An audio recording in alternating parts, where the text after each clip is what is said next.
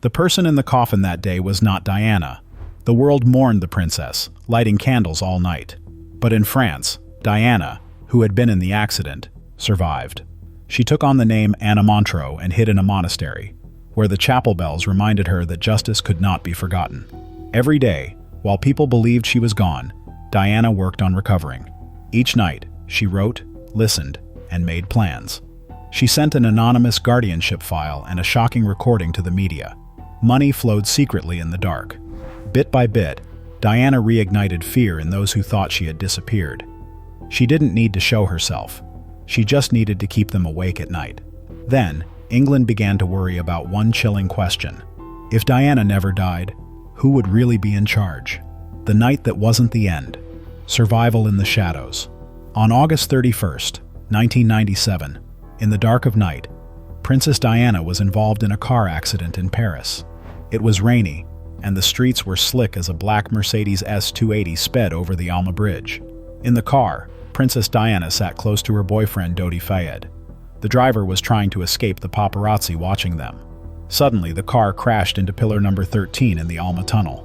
The impact twisted the car, shattered the glass, and fire erupted from the hood.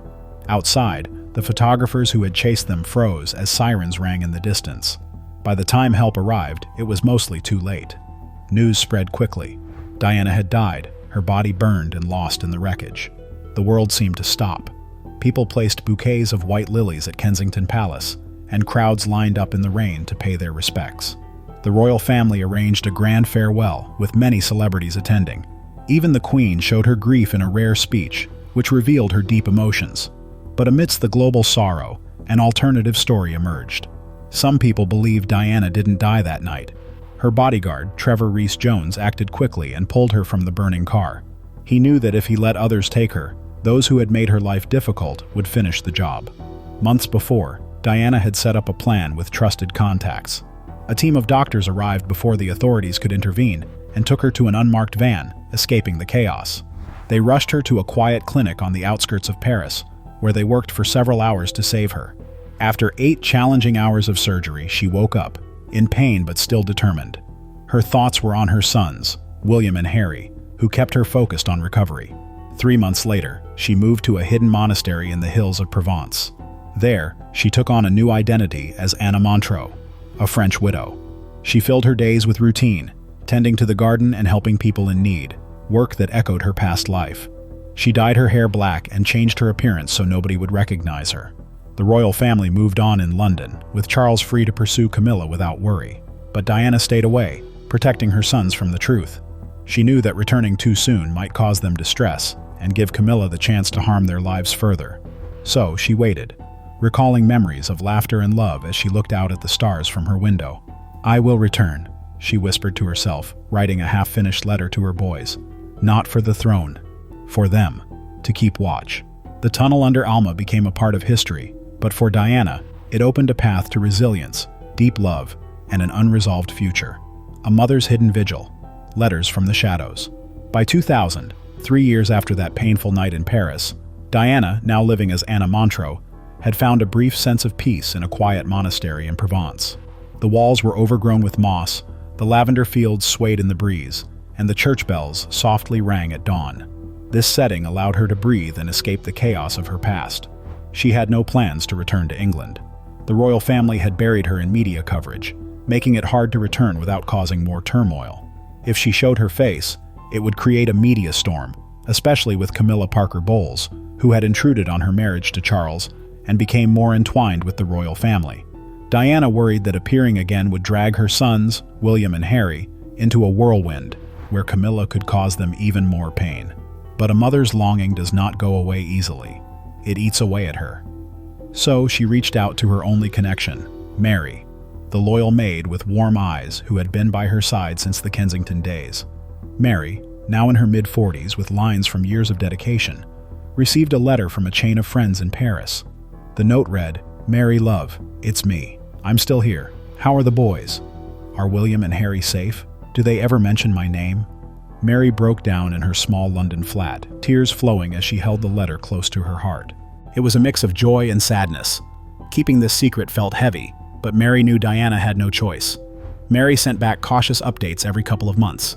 William, 18, was thriving at St. Andrews, but seemed to carry an unspoken burden. Harry, 15, was full of mischief at Eton but became distant, especially when returning home. Diana read those letters by candlelight, her hands shaking and tears smudging the ink. She imagined William's smile and Harry's playful spirit. Not being able to hold them left her breathless. Then in 2003, a new letter from Mary struck her like cold water. It said that Camilla was taking control. She was influencing the boys, acting like their mother. William had to leave his dorm and Harry's friends were suddenly off limits. Their routine turned into strict drills, learning to walk and talk ideally. Camilla's message was clear: earn your place. Yet, Mary sensed it was all about power. Diana clenched the paper until her knuckles turned white. Knowing that William, her sensitive son, had been removed from his comfort and that Harry, her lively boy, felt trapped, ignited a fire in her. "No more," she whispered, nails digging into her palms. Camilla was slowly taking over. At Clarence's house, things were tense. While trying to hold it together, William disagreed with Charles over the dinner table. "She's not one of us," he shouted once, dropping his fork in frustration. Charles remained silent. Harry fought against his restrictions, trying to send notes to friends and plan escapes. But Camilla's guards always caught him. The endless hours of royal etiquette felt unbearable. The boys understood the rules. Camilla sought the throne while they were left with chains. Diana felt the pressure from her place in Provence as if it were her own. Attacking directly was not an option, but that fierce motherly love sparked a plan. She wrote in her journal night after night, analyzing Mary's news and predicting Camilla's next moves. "She thinks she has won," Diana wrote defiantly, "but I won't let her break my family." The tension in the palace grew. William noticed the changes. Strangers replaced the familiar faces. Harry played tough but wrote desperate notes about feeling trapped and frustrated. Inside, a shared emptiness lingered. They all missed her presence. Deep down, there was a flicker of hope that one day they would reunite. The forged will, a mother's first strike from the shadows. In 2003, Diana felt overwhelmed as Camilla grew more controlling. She returned to the UK, not for attention but for her sons, William and Harry. Using a new name, Anna Montro, she disguised herself to protect them from palace dangers. Diana settled into a small flat in London and watched over her boys from a distance. One day, she saw William playing rugby and felt pride and sadness.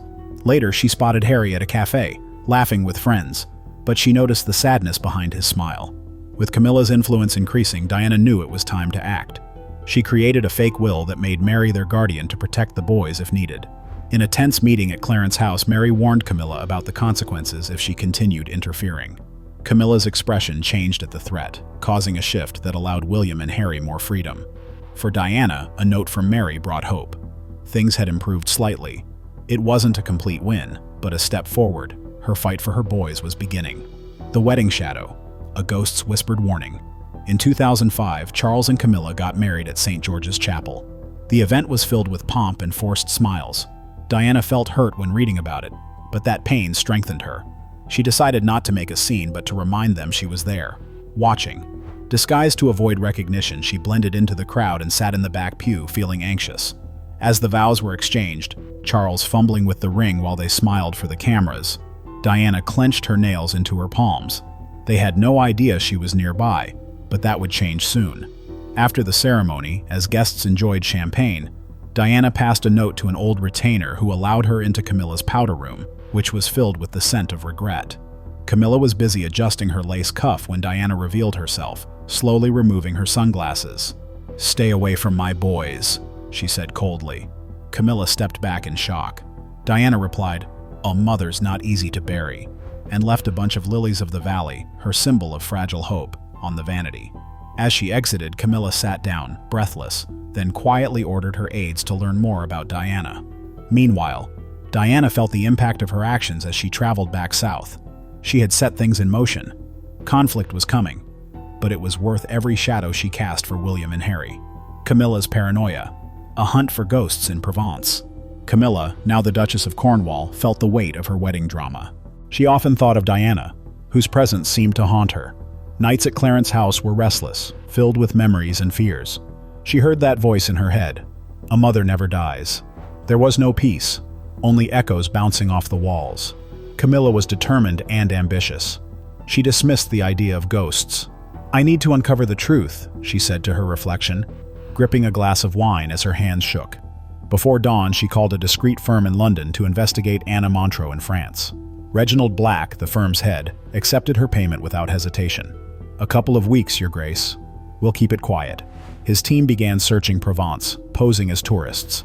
They found out about Anna. She was a widow without connections to the royal family. The investigation report landed on Camilla's desk, and each page felt heavy. She tried to brush it off as nerves, but the scent of lilies nearby reminded her of her worries. The feeling of unease grew. Strange notes appeared under her doors, with threats like "eyes on you." Midnight phone calls unnerved her. Camilla tightened security and felt tense around Charles, often snapping at him. "What's bothering you, love?" he asked one stormy night. "Just drop it," she replied sharply, turning away. Diana's presence felt all too real. This anxiety wasn't just in her head, it felt like sabotage. Mary, Diana's former friend, seemed to be causing trouble. The fear took over her life, turning the ambitious Duchess into a shadow of her former self, haunted by whispers of betrayal. The prince's secret. A trail of whispers leads home. Prince William, now 23, noticed something was wrong with Mary at Clarence House. She often disappeared into corners, writing quickly in her diary and keeping secrets.